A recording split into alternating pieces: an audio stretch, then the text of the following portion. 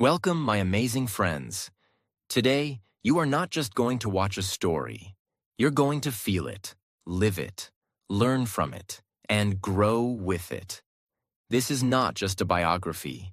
This is a journey through pain, power, faith, courage, sacrifice, and greatness. The man we are about to talk about. He wasn't born rich. He wasn't born perfect. He wasn't born powerful. But he changed the world with his fists, his voice, his heart, and his truth. He fought in the ring and outside the ring for what he believed in. He lost everything and still stood tall. He was banned, criticized, broken, but never gave up. This is the story of a man who said, "I am the greatest, even before I knew I was." This is the story of Muhammad Ali. And I promise you, you will be inspired, you will feel strong, and yes, you will also improve your English through powerful storytelling.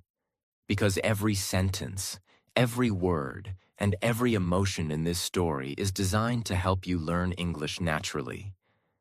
By listening, feeling, and understanding real life. This is more than a story. This is a lesson for life. This is the best biography you've ever heard, and the best English practice you'll ever get. So stay with me till the very end. Let's begin. Chapter 1. His real name, his birth, his family. Muhammad Ali was not born as Muhammad Ali. He was born as Cassius Marcellus Clay Jr. on January 17, 1942, in Louisville, Kentucky, in the United States. His father, Cassius Clay Sr., was a sign painter. He painted names and business signs. His mother, Odessa Grady Clay, was a housemaid who cleaned houses and took care of children for rich families. They were a poor black family in a time when America was full of racism.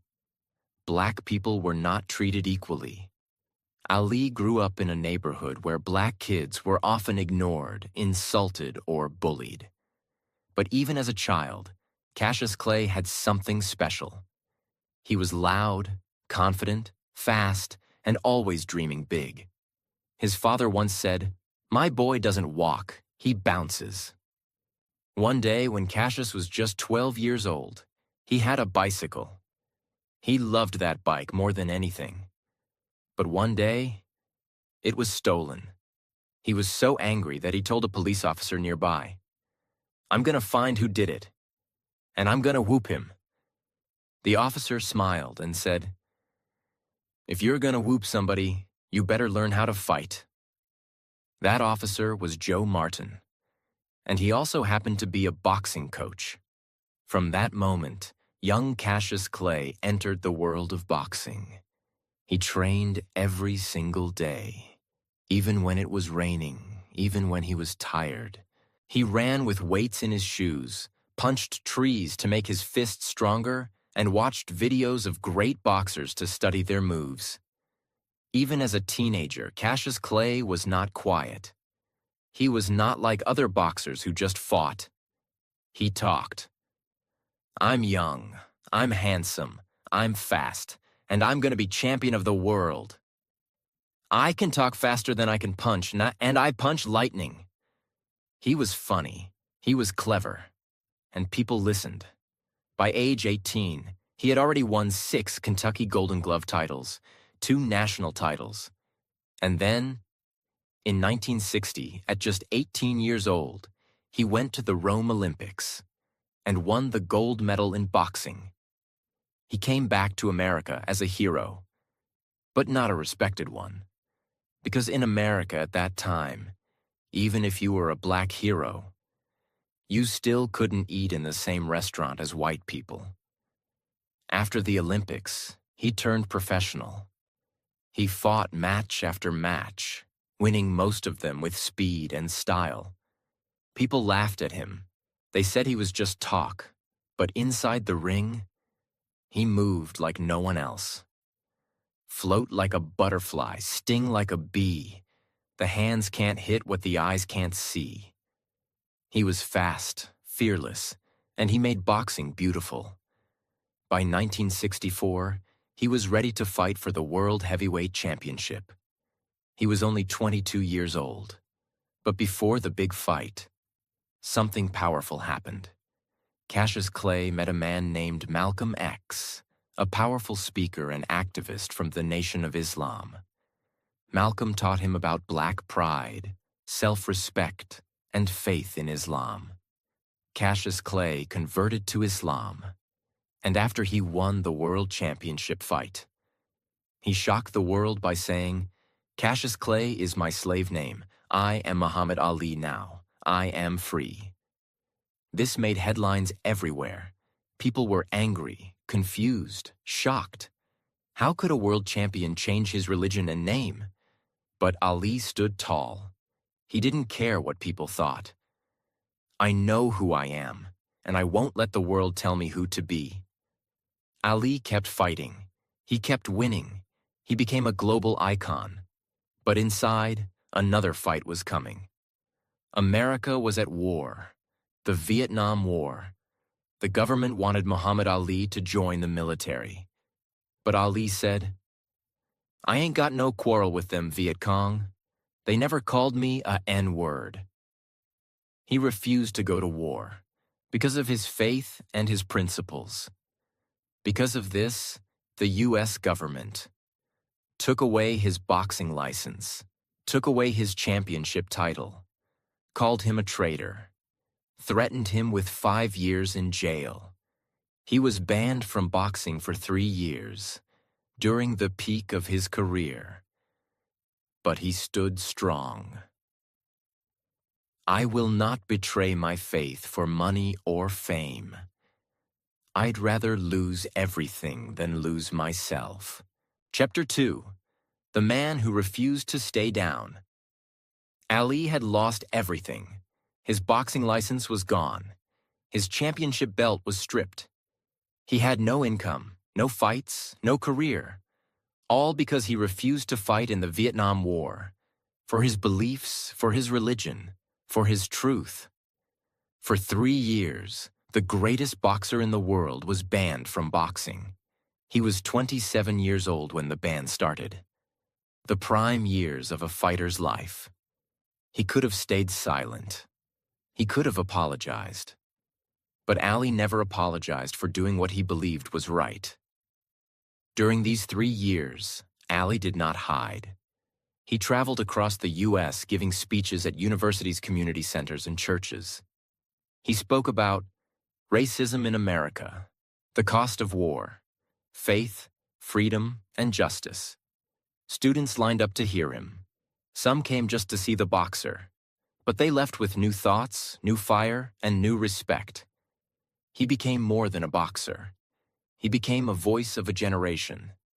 In 1970, after 3 long years of silence, Ali's boxing ban was finally lifted. His first comeback fight was against Jerry Quarry in Atlanta. Ali won. The crowd roared. The world watched. But this was just the warm-up.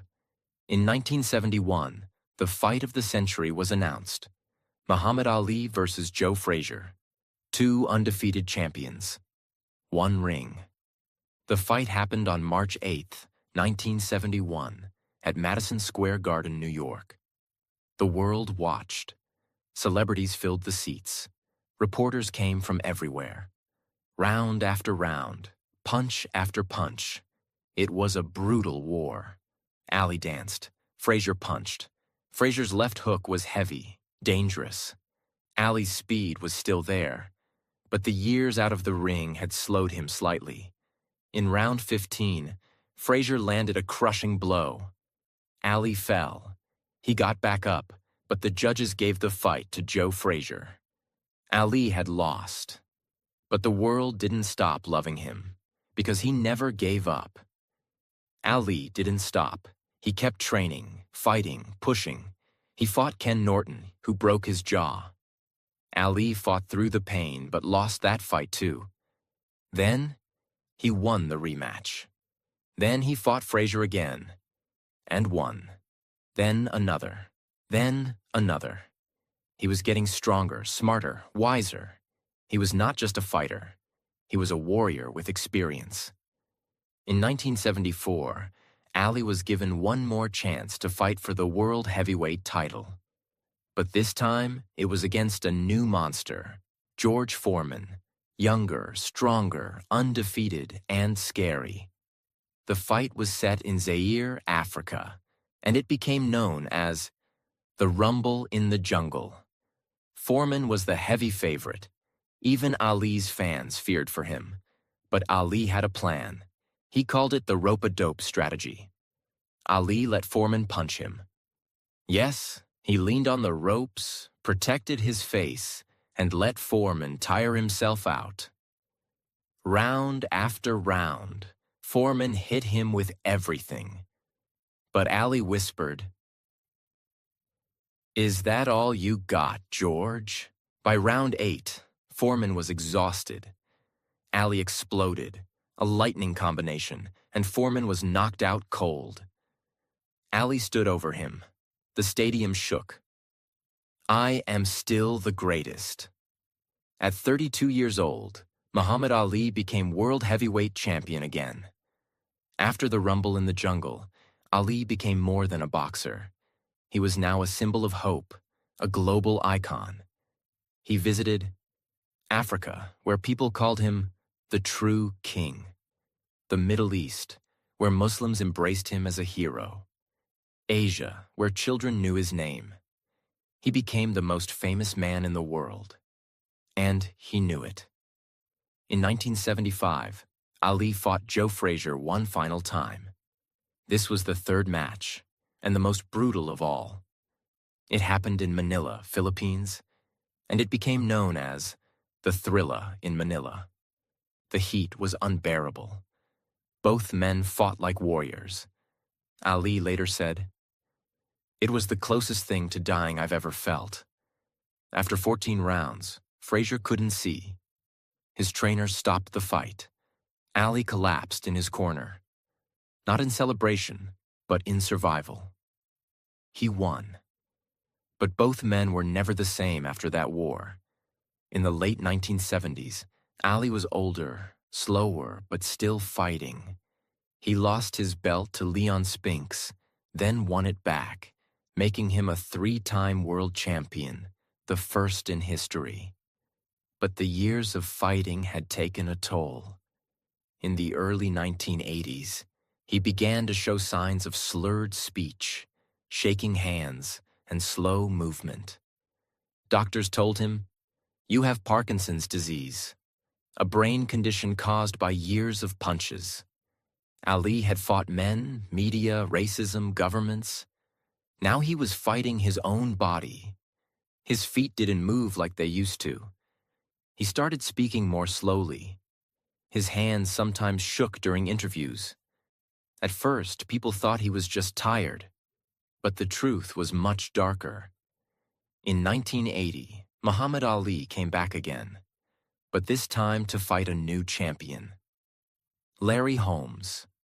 Holmes had once been Ali's sparring partner, someone who trained with him.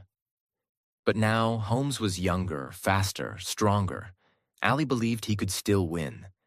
But the fight was hard to watch. Round after round, Holmes beat him badly. Ali didn't fight back like before. He was slow, weak. He looked old. In round 10, Ali's trainer stopped the fight. He couldn't watch his friend get hurt anymore. Ali didn't win, but he still didn't complain. "I had to find out if I still had it. I didn't. But now I know." In 1981, Ali fought one last time against Trevor Berbick in the Bahamas. He lost again. And with that, he retired from boxing forever. Not long after retiring, doctors finally confirmed what was happening to his body. Muhammad Ali had Parkinson's disease, a brain disorder that causes shaking, stiffness, and slow movement. It was most likely caused by the thousands of punches he had taken in the ring over the years. Ali's hands shook. His speech slowed. His face no longer moved much. His smile faded. For a man known for his voice, his energy, and his speed, this was a cruel twist. But Ali didn't cry. He didn't complain. God gave me Parkinson's to show me. Even the greatest can be tested. Even though he couldn't fight anymore, Ali began a new mission. Peace, helping children, charity work, speaking about Islam and understanding, meeting world leaders. He traveled to countries like Iraq to help release American hostages, Afghanistan, Morocco, Cuba, and South Africa, spreading peace. India, where children lined up just to see him. He helped raise millions of dollars for research and education. Even when he couldn't speak clearly, his presence spoke loudly.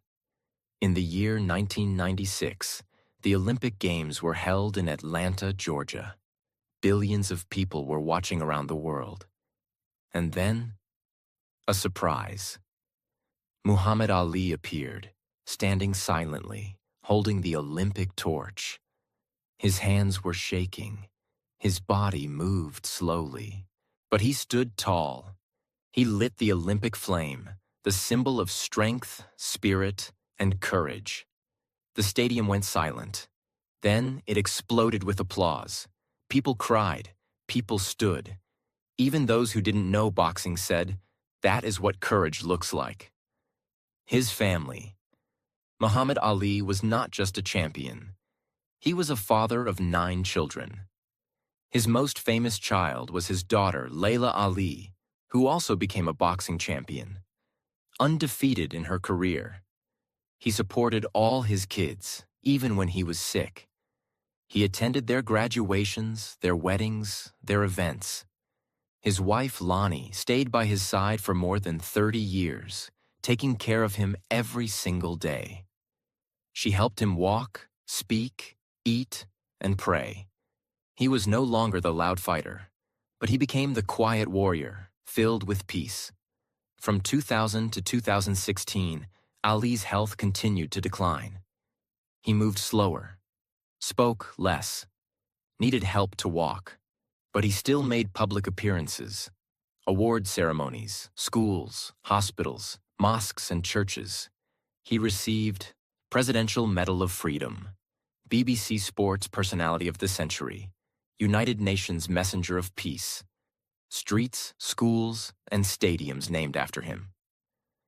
Everywhere he went, people stood, because even silent, he was still the greatest. On June 3, 2016, the world got the news. Muhammad Ali had died, at age 74, in Phoenix, Arizona. He died from septic shock, a complication related to Parkinson's and other health issues. The news spread instantly across the globe. The world didn't just lose a boxer, it lost. A voice for justice, a fighter for peace, a man of faith, courage, and love. Ali's funeral was held on June 10, 2016 in Louisville, Kentucky, his hometown. It was not a sad event. It was a celebration of his life. Over 100,000 people came to pay their respects. Millions watched online and on TV. World leaders, celebrities, sports legends, they all came. The coffin was carried through the streets of Louisville, and people lined up on every street. Children shouted, "We love you, Ali." Old men cried. Women waved flowers. Muslims, Christians, Jews, atheists, all stood together. He was buried at Cave Hill Cemetery in a simple grave. His tombstone reads, "Service to others is the rent you pay for your room in heaven." Even in death, Muhammad Ali was teaching the world. Chapter 3. The Lessons He Left Behind. Muhammad Ali was gone. But something strange happened. After his death, the world got even louder. People from every part of the planet shared their memories, their stories, and their lessons from Ali's life. Some had met him in person. Some had only watched him on television. But all of them said the same thing. Ali didn't just fight in the ring. He fought for something bigger. This part of the story is about everything the world learned from him. Not just about boxing, but about life, faith, courage, and what it means to be great. In his later years, when Ali could barely speak, he still traveled, but not for fame. He went to orphanages, children's hospitals, disaster zones, poor neighborhoods, and he never took a camera with him. He never posted it on TV. He didn't want attention. He just sat with the sick, prayed with families, and smiled at children, even though his hands were shaking and his voice was fading. One nurse in a hospital said, "He could barely speak, but when he smiled, the whole room felt healed." This was the side of Muhammad Ali the world didn't always see. The gentle, quiet, humble man who gave his time to strangers. Here are just a few real stories that people shared after Ali's death. In 1983, a man was threatening to jump from a building in Los Angeles. The police couldn't stop him. Ali saw the news on TV and said, "Let me talk to him." He flew to the building, climbed up to the man, sat next to him, and spoke softly. After 30 minutes, the man came down. Ali saved his life. In 1990, when Saddam Hussein had taken 15 American hostages in Iraq, Ali flew there by himself, even though he was very sick. He met Saddam Hussein in person. Ali didn't shout. He didn't threaten.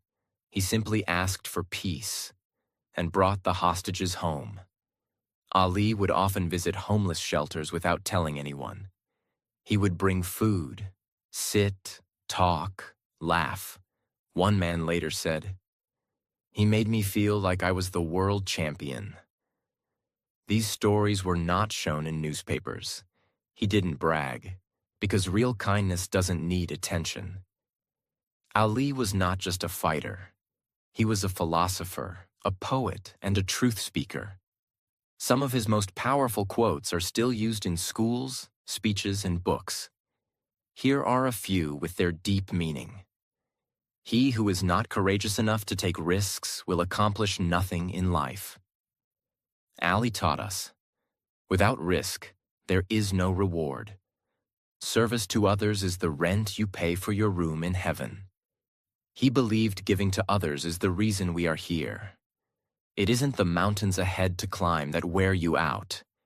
It's the pebble in your shoe. He meant that small problems inside us, fear, doubt, ego, can destroy us more than big challenges. I hated every minute of training. But I said, don't quit. Suffer now and live the rest of your life as a champion. That's what made him different. He trained through the pain because he believed in the result. Ali was proud to be a Muslim, but he never forced it on anyone. He didn't scream about religion. He lived it, quietly, deeply, and respectfully. He prayed 5 times a day. He read the Quran often, and he gave millions of dollars to Muslim charities around the world, especially to help orphans and disaster victims. He once said, "I am an American.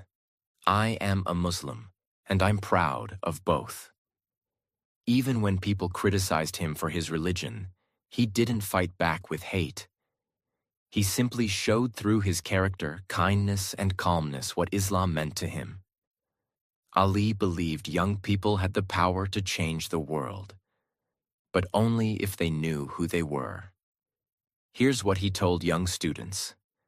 Don't copy the crowd. Don't let the TV tell you who you are. Don't be scared to speak your truth. He asked people to be proud of their race, be proud of their faith, help the poor, stay strong when they're laughed at, be brave, not loud, and always believe in their worth. He told one school, champions are not made in gyms. They are made from something deep inside them, a dream, a desire, a vision. After his death, the world didn't just say goodbye, it celebrated him. In England, children painted murals of Ali on school walls. In South Africa, people remembered how he had supported Nelson Mandela. In Indonesia, thousands gathered to pray for him in mosques. In the U.S., both Muslims and Christians joined together to honor him.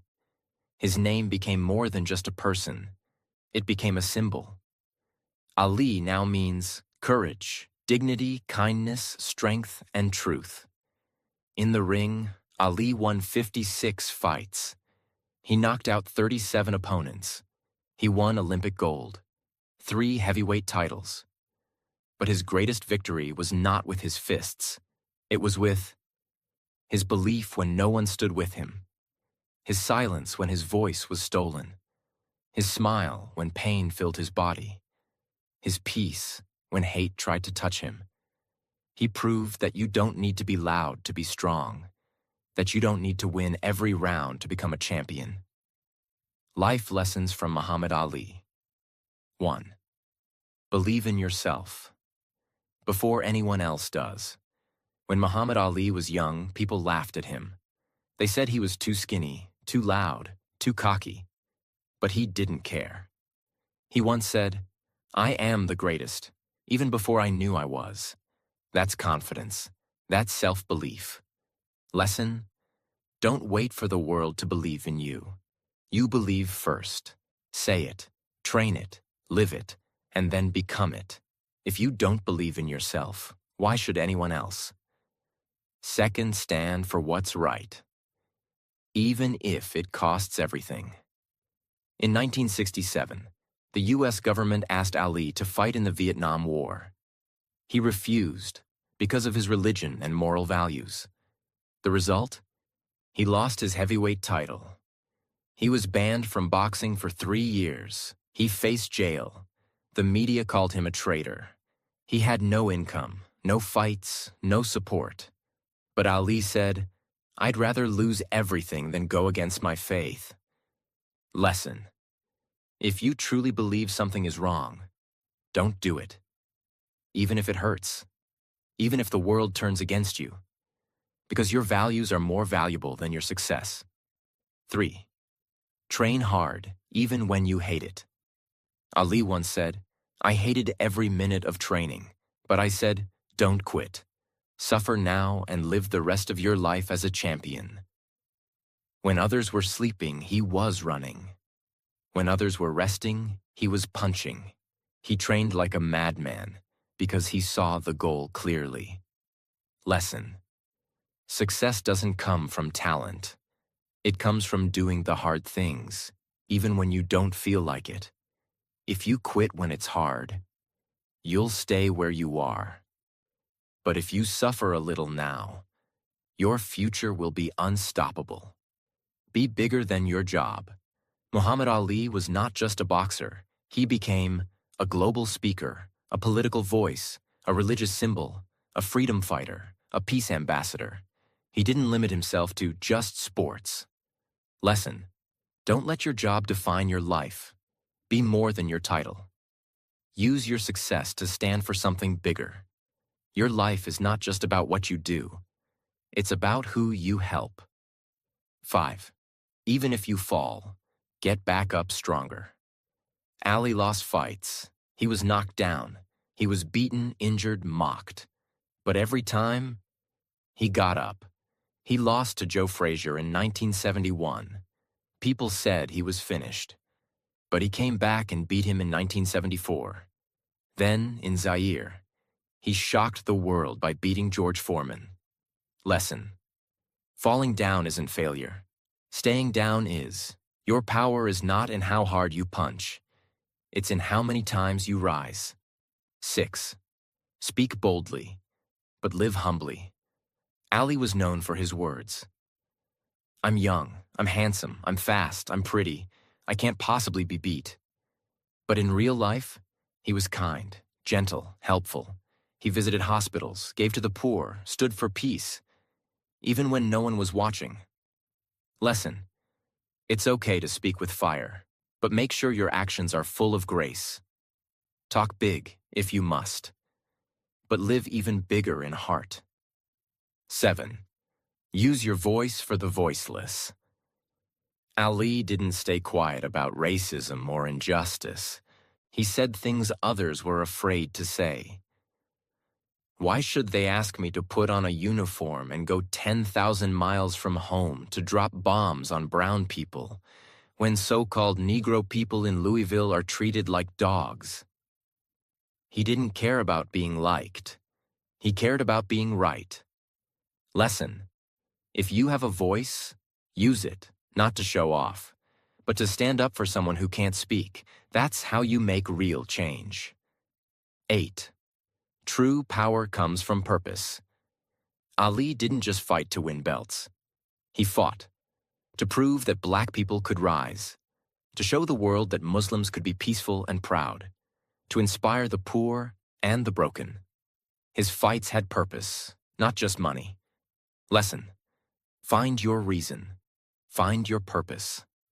Why do you wake up? Why do you fight? Because if your purpose is strong, your power will last forever. 9. Greatness is created, not inherited. Ali wasn't born rich. He didn't come from a powerful family. He didn't have connections. He built himself with pain, sweat, tears, and belief.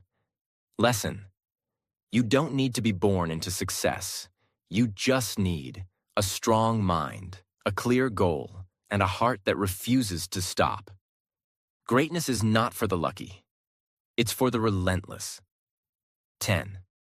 Even in silence, you can inspire millions. After years of boxing, Ali developed Parkinson's disease. He couldn't move fast. He couldn't talk clearly. He couldn't fight anymore. But still, the world loved him more than ever. When he lit the Olympic torch in 1996 with his shaking hands, the entire planet cried. Lesson: you don't need perfect health, perfect English, or perfect anything to make an impact. If you live with love, truth, and courage, your life will shine forever. Final lesson: be the greatest in your own life. Muhammad Ali was called the greatest, but he didn't ask you to be him. He wanted you to be your own greatest. Be the greatest mother. Be the greatest student. Be the greatest version of yourself. No matter what you do, you don't need a championship belt to be a champion. You just need a reason, a routine, a heart, and a dream. So now, the story is over. But his message is not. Because Muhammad Ali didn't just fight in the ring. He fought in life, and he showed us something we all forget. You don't need to be perfect to be powerful. You don't need to be rich to be respected. You don't need to be strong to stand tall. Ali was mocked, banned, beaten, broken, but he never gave up. And if you're watching this, maybe you're fighting your own battle. Maybe people laugh at your dream. Maybe your body is tired. Maybe your heart feels heavy. Maybe the world told you, you'll never make it. But remember this, the world told Muhammad Ali the same thing, and he became the greatest of all time. He lost fights, he lost his voice, he lost his health, but he never lost his faith. He never lost his courage, and he never lost his purpose. So whatever you are going through, don't stop, don't break, don't bow your head, because your story is not over yet. Like Ali once said, suffer now and live the rest of your life as a champion. You are not weak. You are not lost. You are just getting ready for the fight of your life. So stand up, be brave, and be your own version of greatness, because if Muhammad Ali could do it, so can you. If this story touched your heart, if it inspired you to fight harder, believe deeper, and live braver, then don't forget to subscribe. Because here, we don't just tell stories. We share life lessons, we improve our English, and we grow together. Tap that subscribe button. and join this journey of learning, strength, and unstoppable spirit. Because remember, service to others is the rent you pay for your room in heaven. Let's keep serving, one story at a time.